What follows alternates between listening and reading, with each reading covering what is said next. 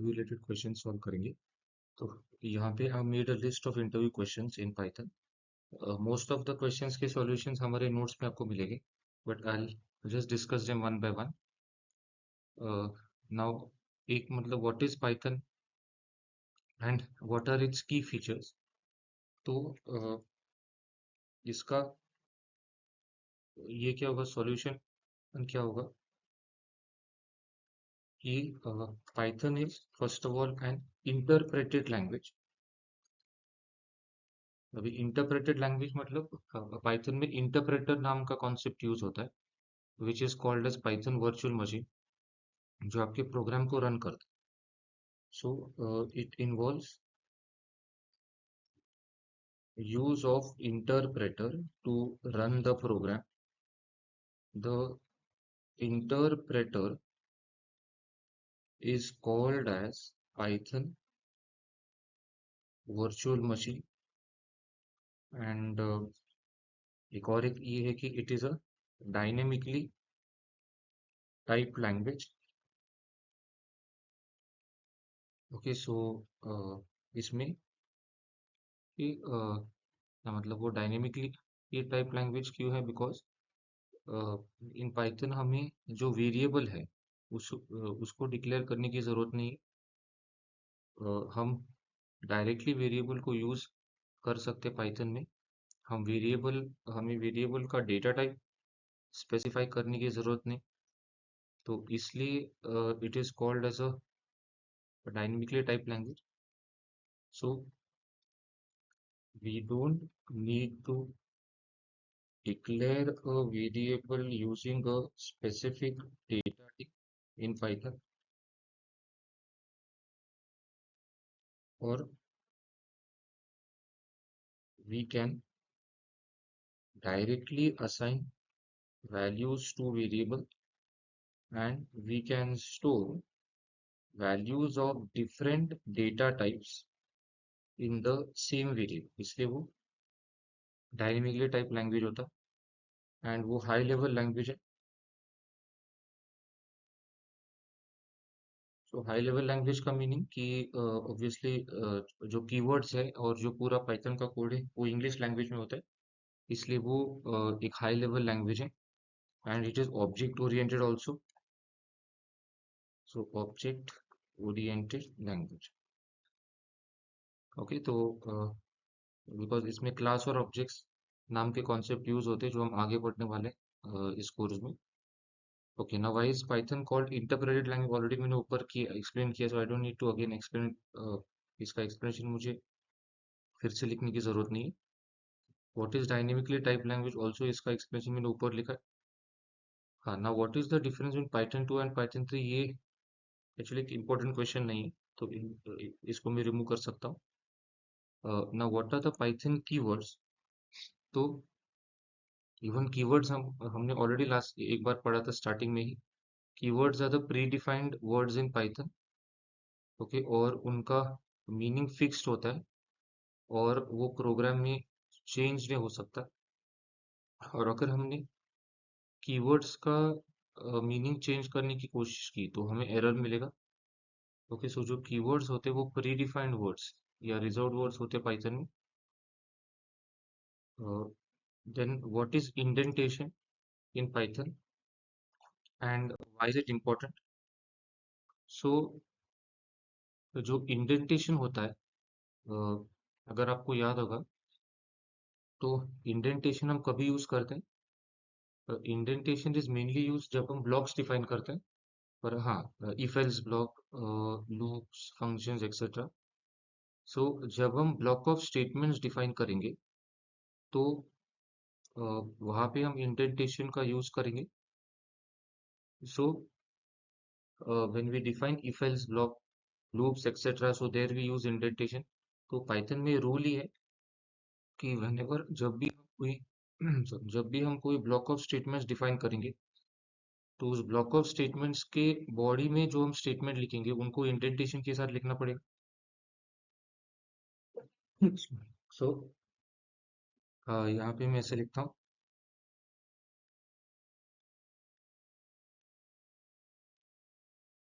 when we write a block of statements in Python, we uh, must use indentation, and when we write if block, else block, loops, etc., we will use indentation, or indentation means the statements will be written after some space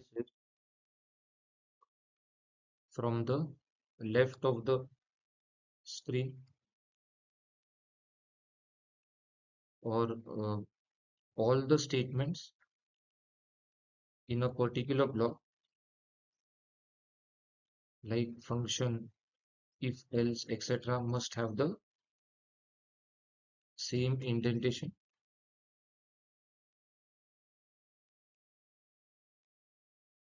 So example, suppose मैंने def keyword use करके function define किया, और उसके body में हमने multiple statement लिखे,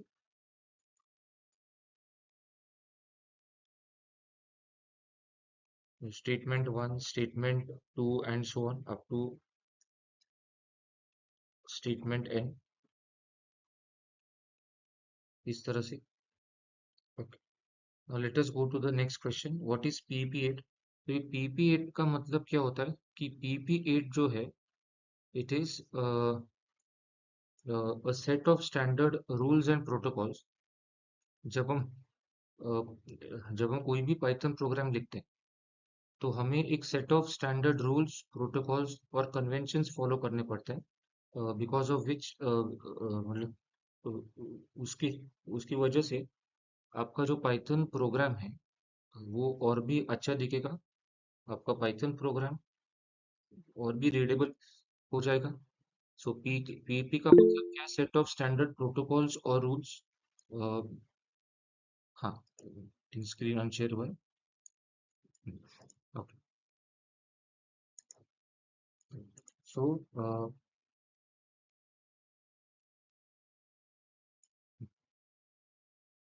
सो I was saying that PP का मतलब क्या होता है. पीपी का मतलब है set of standard protocols and rules, जो हम मतलब जो हम फॉलो कर सकते हैं when we are writing a Python program. So ये जो पीपी के सेट ऑफ रूल्स कन्वेंशंस है, उनका यूज करके अगर हमने पाइथन प्रोग्राम लिखा, तो हमारा प्रोग्राम और भी अच्छा दिखेगा स्टूडेंट्स, और प्रोग्राम की जो रीडेबिलिटी है वो इम्प्रूव होगी. सो जनरली ये जो PP8 के स्टैंडर्ड्स होते हैं, वो जब पाइथन का कोडिंग कंपनी इसमें किया जाता है, तो वहाँ पे ये पीपी प्रोटोकॉल यूज होता है. तो पीपी में standard convention, standard naming conventions, या हम स्टेटमेंट्स को ब्लॉक के अंदर कैसे लिख सकते हैं, वेरिएबल्स के नाम कैसे स्पेसिफाई कर सकते हैं, कॉन्स्टेंट्स के नाम कैसे लिख सकते हैं, या जो फंक्शंस है उनको उनका नाम कैसे लिख सकते हैं. फिर जब हम ब्लॉक डिफाइन करेंगे तो उसमें कितने स्पेसेस का इंडेंटेशन लिख सकते हैं. सो ये एक सेट ऑफ स्टैंडर्ड कन्वेंशंस होता है जो हम फॉलो कर सकते हैं जब हम पाइथन प्रोग्राम लिख. पर द थिंग इज दैट ये पीपी जो है, इसके स्टैंडर्ड्स या कन्वेंशंस फॉलो करना कंपलसरी नहीं है. इवन इफ आपने वो पीपी के अंदर जो भी कन्वेंशन है, नेमिंग कन्वेंशन है, वो भी अगर आपने फॉलो नहीं किया तो भी चलेगा, बिकॉज उसका मेन पर्पस, उसका मेन उद्देश्य ये है PP8 का, कि जब आप पाइथन प्रोग्राम लिखोगे तो आपका जो प्रोग्राम है वो और भी अच्छा दिखना चाहिए. बट अगर आपने उसके जो रूल्स या कन्वेंशन है वो फॉलो नहीं किया, तो ऐसा नहीं होगा कि एरर आएगा. बट जनरली क्या होता है कि जब कंपनीज में, इंडस्ट्रीज में, जब ये पाइथन में कोडिंग किया जाता है, तो वहाँ पे ये स्टैंडर्ड कन्वेंशंस फॉलो होते हैं, सो दैट जब कोड लिखा जाए तो बाद में अगर ये कोई कोड पढ़ेगा तो वो कोड को अच्छी तरह से समझ पाएगा, और अगर कुछ चेंजेस करने बाद में कोड में तो वो इजीली कर सकते हैं। सो पीपी में दो तीन जो इम्पोर्टेंट कन्वेंशन है वो ऐसे हैं कि जब हम वेरिएबल के नाम लिखते हैं वो जनरली लोअर केस में होंगे, और उनमें अगर मल्टीपल वर्ड्स है तो आप अंडरस्कोर यूज कर सकते हो। कॉन्स्टेंट्स के जो नेम है वो अपर केस में होंगे। ओके, और फंक्शंस वगैरह उनके जो नाम है वो लोअर केस में होंगे। और जब हम कोई ब्लॉक ऑफ स्टेटमेंट लिखेंगे तो ब्लॉक ऑफ स्टेटमेंट के अंदर जो उस ब्लॉक के अंदर जो भी स्टेटमेंट्स आएंगे उनको जनरली हम चार स्पेसेस का इंडेंटेशन देंगे, और इंडेंटेशन के लिए हम जनरली टैब की को अवॉइड करेंगे। सो हम चार स्पेसेस का इंडेंटेशन देंगे जनरली। और अगर हमने मल्टीपल फंक्शन डिफाइन किए एक ही प्रोग्राम में, तो हर फंक्शन की बॉडी खत्म होने के बाद, मतलब दो फंक्शंस के बीच में, हम जनरली एक सिंगल लाइन का गैप रखेंगे। ओके, तो ये कुछ स्टैंडर्ड कन्वेंशंस हैं जो पीपी 8 के अंदर आते हैं। बट एज आई टोल्ड कि अगर हमने ये कन्वेंशंस फॉलो नहीं किए तो भी चलेगा, ऐसा नहीं कि एरर आएगा। बट ये एक अच्छा प्रोग्रामिंग प्रैक्टिस होता है। So I just write here PP 8 is a set of standard naming conventions and protocols which can be followed while writing the Python program. It includes some rules like generally the variable name is in lowercase alphabet, and if it has multiple words in it, then we generally use underscore। उसके बाद if the uh, we write constants, then they are taken in uppercase.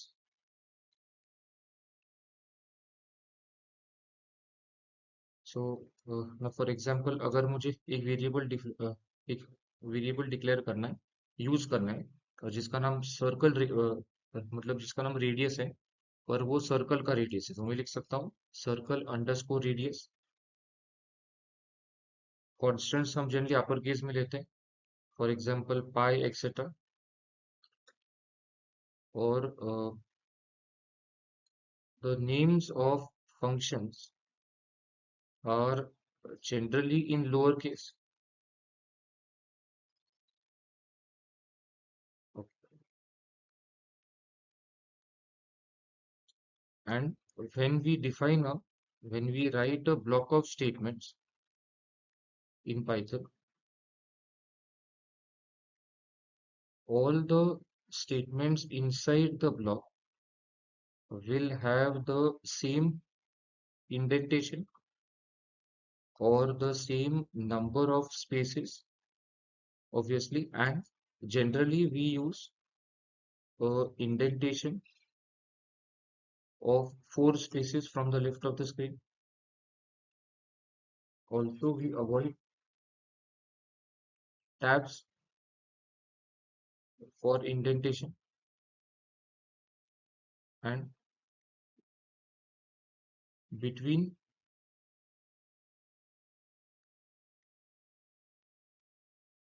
uh, two consecutive function definition, we keep a gap of 1 line generally। और जैसे मैंने कहा, even if we don't follow the conventions, it will not give error, but it is a good programming practice to follow the conventions. Okay.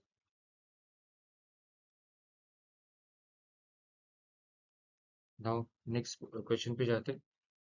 सो जो अगला question है वो क्या है? What are the comments in Python and explain types of comments? So comment का मतलब क्या होता है? Comment मतलब वो प्रोग्राम का वो पार्ट होता है जो आपका पाइथन इंटरप्रेटर इग्नोर करेगा. सो जब हम कमेंट लिखेंगे तो it will be ignored by the Python interpreter. और दो तरह के कमेंट होते हैं पाइथन में. सिंगल लाइन कमेंट जो हम हैशटैग से लिखते हैं, एंड मल्टी लाइन कमेंट जो ट्रिपल कोट्स. बराबर ना? So comment, it is the part of the Python programme which is ignored by the interpreter, and it is used for providing the explanation or documentation regarding the statements in the program. और इसमें और एक important point है, there are two types of comments in Python. Single line. So single line जो होते हैं वो they start with hashtag, and multi-line comments they are written between the triple quotes. Clear students? ऐसे. Okay. और अगर आपको और भी कुछ पॉइंट्स ऐड करने तो आप मतलब यही क्वेश्चन मतलब गूगल पे टाइप कर सकते हो. वहाँ पे और भी डिटेल में पॉइंट मिलेंगे. तो जो इंपॉर्टेंट पॉइंट्स मैं यहाँ पे मेंशन कर रहा हूँ वो सब कुछ अगर मैंने टाइप किया तो उसमें बहुत टाइम जाएगा. So I mainly discussing, and mostly most of the question मैंने देखे तो उनके सॉल्यूशन हमारे ही नोट्स में. बट अगर आपको और भी पॉइंट्स ऐड करने, सो एज ए टूल आप चैट जीपीटी का यूज कर सकते हो. जस्ट एक क्वेश्चन टाइप करके और भी पॉइंट देगा, या आप डायरेक्टली गूगल पे भी टाइप कर सकते हो. अभी what is the difference between the two? Equal to and equal to equal to. So equal to क्या होता है? Equal to जो है it is called as the assignment operator. और equal to जो है it is called as the equality comparison operator. Swaraj. So for example अगर मैंने ऐसे लिखा a is 5 and b equal to a, तो इसका मतलब है a की वैल्यू जो है वो b में स्टोर हो रही है मैडम. और अगर मैंने a is 5 b is 5 लिखा और फिर a equal to b, तो ये दोनों की वैल्यूज कंपेयर करा. सो मैं यहाँ पे ऐसे लिखता हूँ. The equal to is called assignment operator, and it assigns the left side value to the right side variable. The equal to is called as equality comparison operator. It compares the values of left and right side and returns true or false. So for example ऐसे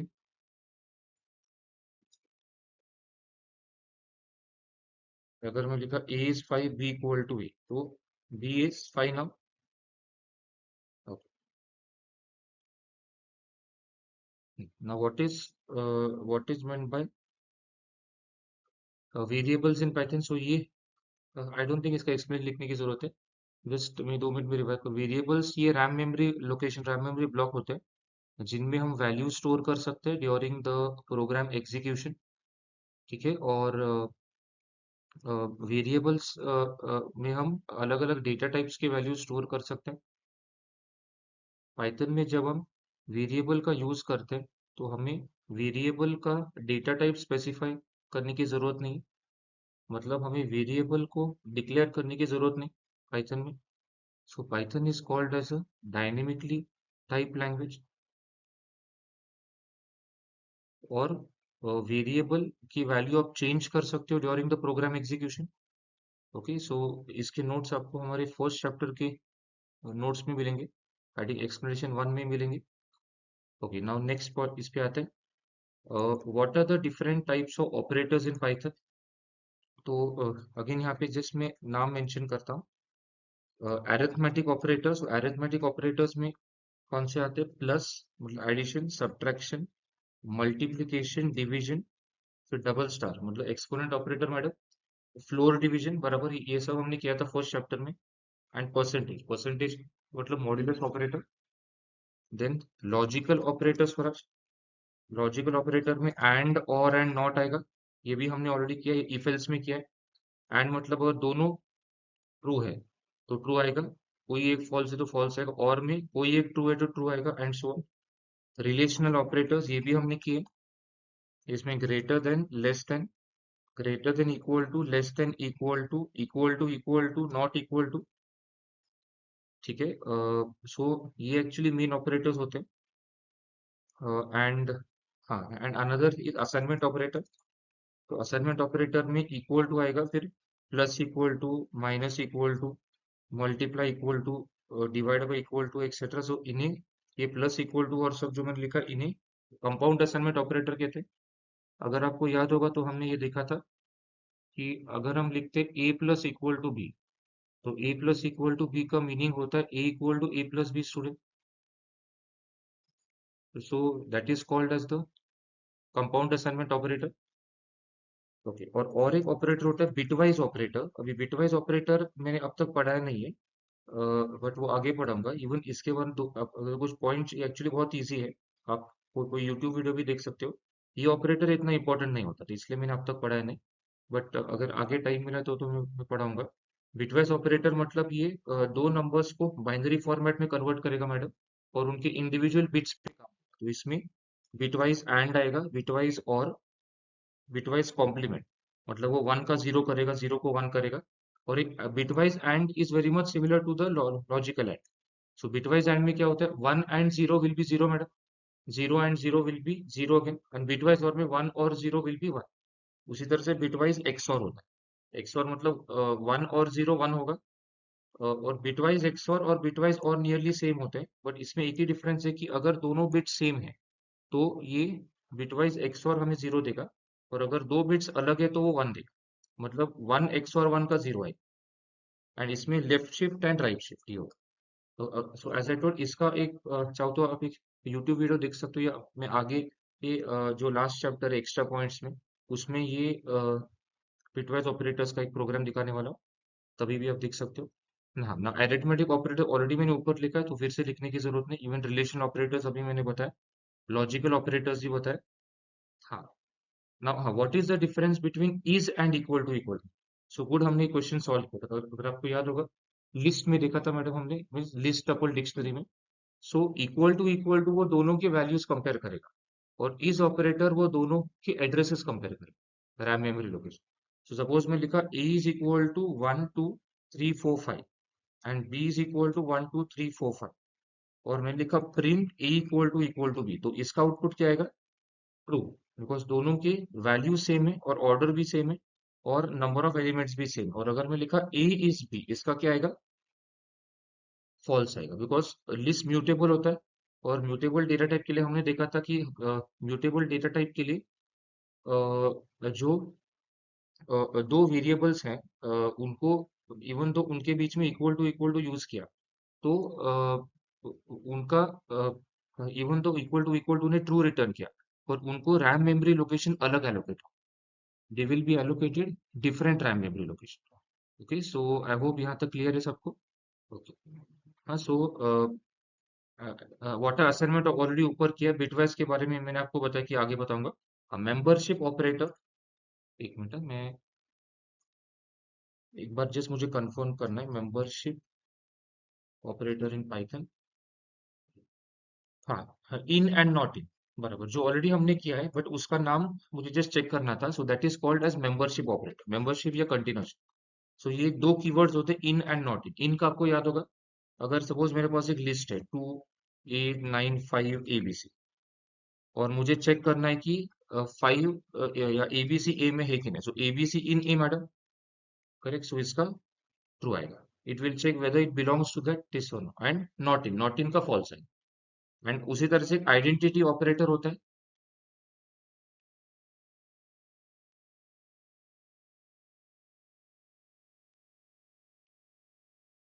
identity में हाँ, same thing word, is and not is.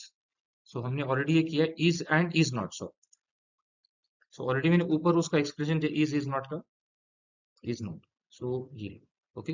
हाँ student, I just come in 5 minutes, तब तक आप ये go through कर सकते हो points and then will continue.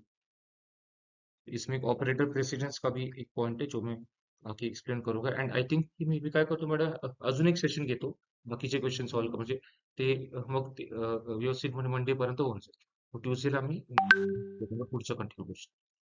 Okay.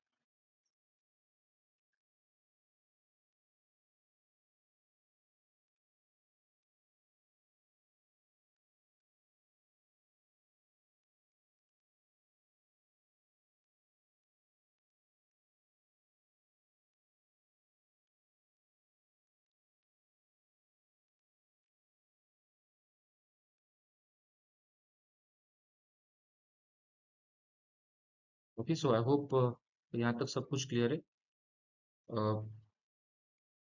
हाँ, next is what is operator precedence in Python. Okay, so हाँ, सो ऑपरेटर प्रेसिडेंस के लिए मतलब एक मुझे किसी बैच फोल्डर में वो मैंने मेंशन किया था.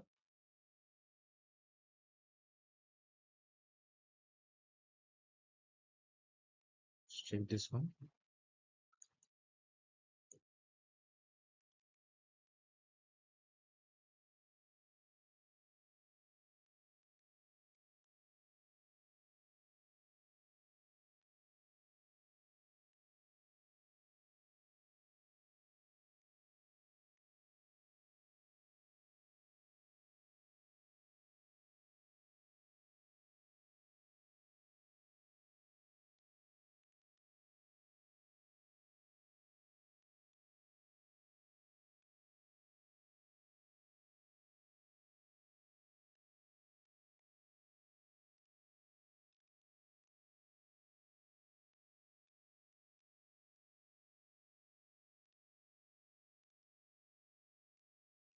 हाँ, priority of operators. So operator precedence का मतलब होता है प्रायोरिटी ऑफ ऑपरेटर्स. तो प्रायोरिटी ऑफ ऑपरेटर्स का मीनिंग क्या होता है कि ये जो ऑपरेटर्स है वो किस ऑर्डर में रन होंगे. अगर एक ही स्टेटमेंट में है जब ऑपरेटर्स आएंगे तो वो कौन से ऑर्डर में रन होंगे उसे कहते हैं प्रायोरिटी ऑफ ऑपरेटर. तो यहाँ पे ब्रैकेट को सबसे ज्यादा प्रायोरिटी है. उसके बाद second priority is for exponentiation operator. फिर डिवीजन, मल्टीप्लिकेशन, फ्लोर डिवीजन और रिमाइंडर. ओके, ये तीनों जो ऑपरेट, चारों जो ऑपरेट, इनको सेम प्रायोरिटी और इनको इनको थर्ड प्रायोरिटी. प्लस और माइनस को fourth priority. And equal to, plus equal to, minus equal to, जो असाइनमेंट ऑपरेटर्स, इनको फिफ्थ प्रायोरिटी. तो इसको मैंने विद एग्जांपल एक्सप्लेन किया यहाँ पे. तो जब ये ऑपरेटर्स एक साथ आएंगे स्टेटमेंट में तो अकॉर्डिंग टू प्रायोरिटी वो रन होंगे. मतलब पहले ब्रैकेट के अंदर जो है मैडम वो रन होगा, फिर एक्सपोनेंट ऑपरेटर रन होगा, उसके बाद इन चारों को प्रायोरिटी सेम है. तो अगर ये ऑपरेटर्स एक ही स्टेटमेंट में आए जो मैंने हाईलाइट किया तो वो लेफ्ट टू राइट ऑर्डर में रन होंगे. अगेन प्लस और माइनस को सेम प्रायोरिटी है, सो अगर प्लस और माइनस एक साथ आते हैं स्टेटमेंट में तो वो भी लेफ्ट टू राइट रन होंगे. ठीक है, सो फॉर एग्जाम्पल ये एक स्टेटमेंट है. ए की वैल्यू 1 है, बी 2 है, सी 3 है और डी 4. तो यहाँ पे मैंने एक स्टेटमेंट लिखा है जिसपे मल्टीपल ऑपरेटर्स आए. तो अभी वो किस ऑर्डर में रन होंगे. सो जैसे मैंने बताया था सबसे ज्यादा प्रायोरिटी किसको होती है, एक्सपोनेंट. तो ए एक्सपोनेंट सी पहले रन होगा. ओके, तो ए एक्सपोनेंट सी रन होने के बाद means 1 raised to power 3 which is 1 only. तो हमने ए एक्सपोनेंट सी को यहाँ पे 1 से रिप्लेस किया है. तो अभी आपका स्टेटमेंट ऐसे दिख रहा है. उसके बाद कौन सा रन होगा. नाउ सी नेक्स्ट जो है, नेक्स्ट प्रायोरिटी जो है वो division, multiplication, floor division and modulus के लिए. सो यहाँ पे एक ही स्टेटमेंट में डिवीजन ऑपरेटर भी है और मॉड्यूलस ऑपरेटर भी. अभी डिवीजन और मॉड्यूलस ऑपरेटर दोनों की प्रायोरिटी सेम है, जो थर्ड प्रायोरिटी. तो अगर दो ऑपरेटर्स की प्रायोरिटी सेम है तो वो किस ऑर्डर में रन होंगे, left to right run. So division and modulus operator दोनों को सेम प्रायोरिटी है, पर यहाँ पे division operator is come has come to the left of the modulus operator, so वो लेफ्ट टू राइट ऑर्डर में रन होंगे। यहाँ पे डिवीजन ऑपरेटर पहले आया है फ्रॉम लेफ्ट टू राइट, और उसके बाद मॉड्यूलस ऑपरेटर आया है। सो उसके बाद अभी कौन सा ऑपरेटर रन होगा? नेक्स्ट जो ऑपरेटर रन होगा वो ये डिवीजन ऑपरेटर रन होगा। So next operation which will be performed is C divided by D. Okay, तो सी डिवाइडेड बाय डी का आंसर कितना आएगा? 3 डिवाइडेड बाय 4 मतलब 0.75। तो यहाँ पे 0.75 यूज हो। हाँ, and one more thing, floor division की भी प्रायोरिटी सेम थी। Division, floor division and modulus, okay, तीनों की प्रायोरिटी सेम है as you can see here students यहाँ पे। पर एज आई टोल्ड कि जब मल्टीपल ऑपरेटर्स की प्रायोरिटी सेम है और अगर वो एक ही स्टेटमेंट में आए हैं तो वो लेफ्ट टू राइट ऑर्डर में रन होंगे। तो यहाँ पे स्वराज ये जो डिवीजन है जो सबसे लेफ्ट को आया है वो पहले रन होगा, सो सी डिवाइडेड बाय डी होगा। नाउ उसके बाद फ्लोर डिवीजन और जो मॉड्यूलस है उनकी प्रायोरिटी सेम है, पर लेफ्ट को फ्लोर डिवीजन ऑपरेटर आया है, तो नेक्स्ट कौन सा रन होगा? फ्लोर डिवीजन रन होगा। तो -1 फ्लोर डिवीजन डी, तो इसका अगेन -1 ही आएगा। ओके, नाउ उसके बाद फाइनली योर जो अभी इसका आंसर मैंने यहाँ पे यूज किया, सो अभी मेरा स्टेटमेंट ऐसे दिख रहा है। Now plus minus minus and modulus, in operators में से किसकी प्रायोरिटी सबसे ज्यादा है? सो इन ऑपरेटर्स में से जो मॉड्यूलस ऑपरेटर है मतलब रिमाइंडर, रिमाइंडर की प्रायोरिटी सबसे ज्यादा है। सो अगला कौन सा रन होगा? अगला मॉड्यूलस ऑपरेटर, ठीक है। और मॉड्यूलस ऑपरेटर पर का आंसर जब कैलकुलेट होगा तो जैसे मैंने बताया था कि वो जब मॉड्यूलस कैलकुलेट करेगा तो वो जो मैथमेटिक्स का यूक्लिड्स थ्योरम है उसका यूज करके ये मॉड्यूलस कैलकुलेट करेगा। मतलब dividend equal to quotient into divisor plus remainder, तो हमें इसका आंसर फाइंड आउट करना था मॉड्यूलस का। सो यहाँ पे मेरा डिविडेंड एंड मतलब कौन सा है?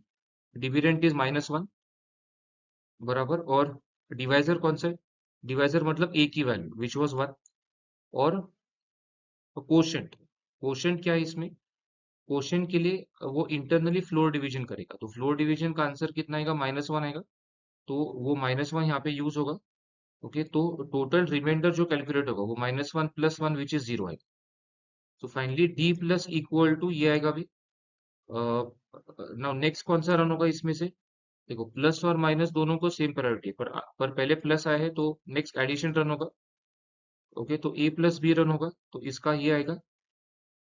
उसके बाद सब्ट्रैक्शन होगा, तो फाइनली आपका जो स्टेटमेंट है वो ऐसे दिखेगा। अब यहाँ पे वो क्या करेगा? D equal to D plus equal to 2.25, ये प्लस इक्वल टू का भी आपको मीनिंग पता है। तो डी प्लस इक्वल टू 2.25 का मतलब है D equal to D plus 2.25 students. So जो भी डी की वैल्यू है वो 2.25 से ऐड होगा और उसका एडिशन फिर से डी में स्टोर होगा विच इज 6.25 स्टूडेंट्स। और ये जो 6.25 है वो अभी फिर से डी में स्टोर होगा। सो फाइनल जो आंसर आएगा वो ऐसा होगा, डी का 6.25 होगा और बाकी वेरिएबल की वैल्यू चेंज नहीं होगी, बाकी वेरिएबल की वैल्यू एज इट इज रहेगी। ओके, सो आई होप ये भी आपको क्लियर है। ये मैं क्या कर रहा हूँ यहाँ पे इसमें डाल देता हूँ ऑपरेटर प्रेसिडेंस।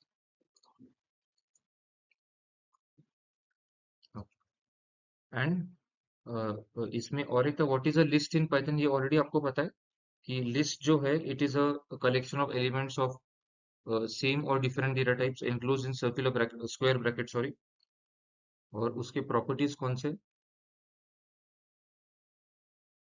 कि लिस्ट जो है वो म्यूटेबल होता है। लिस्ट में मैडम इंसर्शन ऑर्डर प्रिजर्व होता है, so indexing slicing are allowed in the list.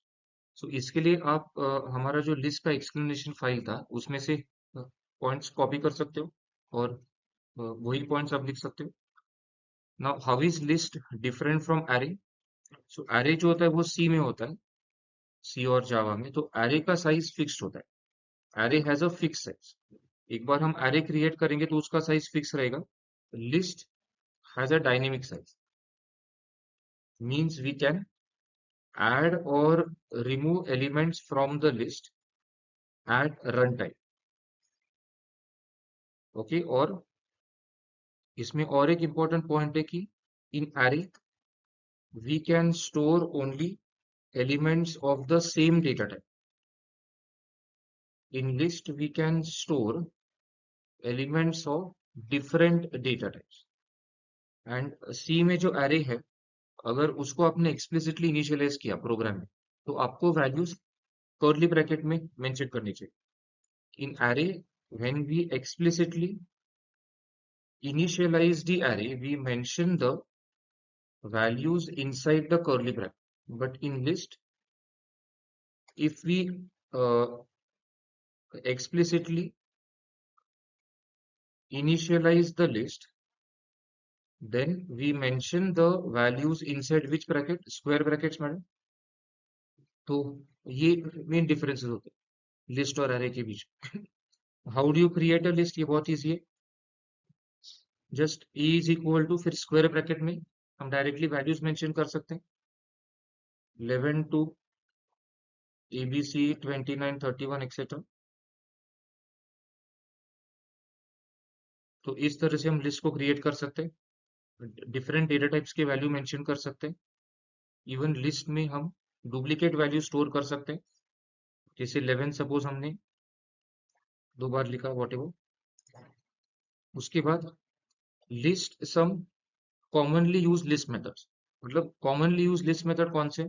Length function madam, जो ऑलरेडी हमने किया था, लेंथ। उसके बाद अपेंड, आपको याद होगा, अपेंड मतलब वो न्यू एलिमेंट एंड को ऐड करता है।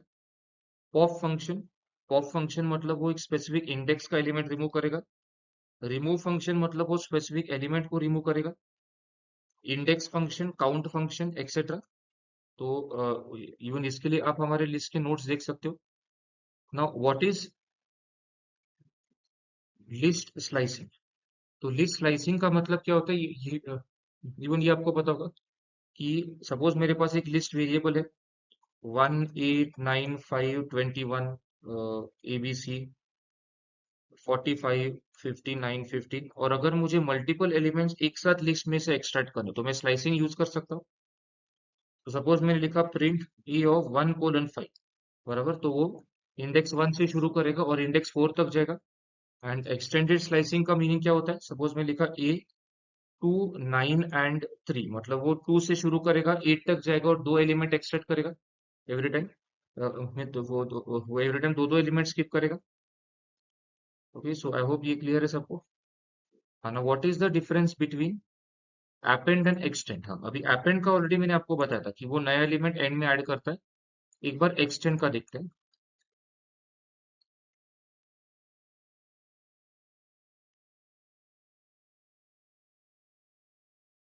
इसका एक एग्जांपल देखो, वो ज्यादा क्लियर हो जाएगा।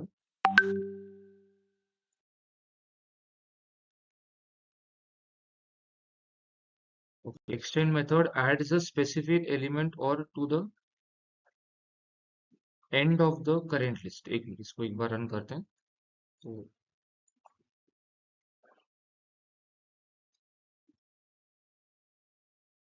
जिस मुझे इसका आउटपुट देखना था, सो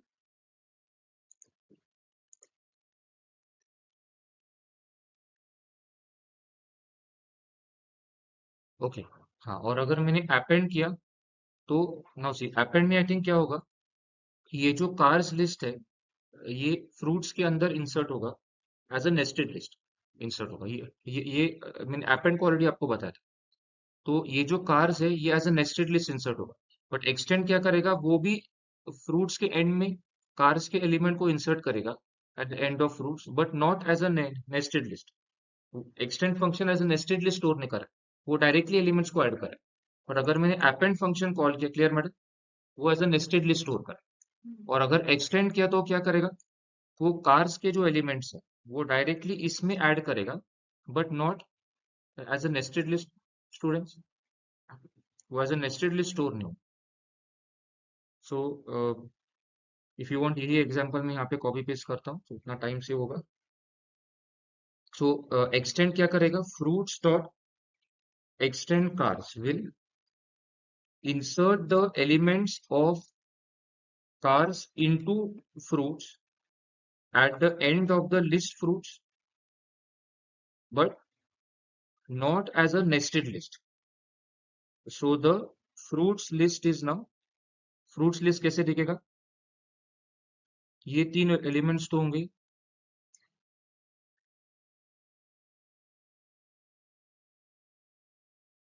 और उनके साथ साथ ये एलिमेंट्स हो। और अगर मैंने fruits डॉट append लिखा कार्स, तो append फंक्शन क्या करेगा, append फंक्शन जो है वो कार्स के एलिमेंट्स को फ्रूट्स के एंड में ऐड करेगा, but as a nested list add करेगा, but as a nested list. मतलब अभी फ्रूट्स कैसे दिखेगा, ये as a nested list store हो। ये स्टूडेंट्स अंडरस्टूड ना, people understood student, different between the two, कुछ भी डाउट हो तो आप मुझे पूछ सकते हो। हाँ, एंड इवन ये सिंपल है, ये हमने ऑलरेडी किया, remove and pop. Remove function में हम specific, in remove function we pass in remove we pass the value to be removed, we pass value to be removed, and in pop we pass index, correct ना। और एक function, और एक difference क्या होता है, in remove it returns none, and pop क्या remove, pop क्या करेगा, pop will return the value which is remove at the index. So example, suppose a is equal to 11 2 8 5 2 9 और मैंने a डॉट रिमूव किया 2 किया, तो ये a डॉट रिमूव 2 मतलब ये क्या रिमूव करेगा, removes the first occurrence of, clear ना। मतलब ये वाला 2 रिमूव होगा स्टूडेंट्स। और अगर मैंने a डॉट पॉप 2 किया तो it will remove element at index 2, मतलब रिमूव्स 8।